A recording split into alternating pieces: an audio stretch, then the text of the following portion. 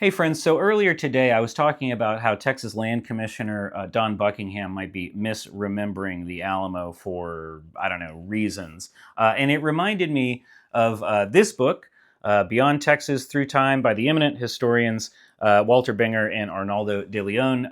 This was introduced to me by Dr. Ty Cashin at Sam Houston State. Thanks, Dr. Cashin, if you're out there somewhere. And in this book, Binger points to three schools of historical thought in Texas. The traditionalists, who talk about Anglo pioneers who came and tamed a wild land and built this bastion of freedom that is somehow exceptional, even within the most exceptional country in the world, et cetera, et cetera.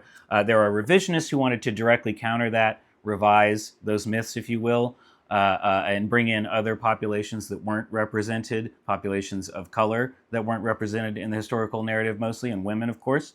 And then there are what he calls constructionists, cultural constructionists, who take a sociocultural view of this and think a lot about identity and social theory and the way those things impact, how people behave. I want to give one example here. He points out that cultural constructionists they focus on the presence and interaction of disparate groups. He says, this is Binger. Cultural constructionists also focused on memory.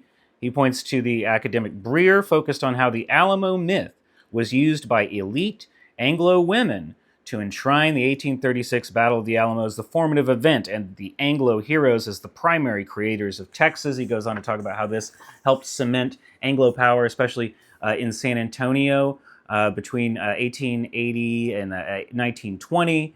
I would also posit that that is the same era in which the lost cause myth is really catching on. I mean, let's point out that the Daughters of the Republic of Texas were the longtime custodians of the Alamo and the biggest proponents of the what we call the myth of the Alamo, but the idea that these people were doing a heroic, courageous thing rather than a stupid, courageous thing or a racist, courageous thing.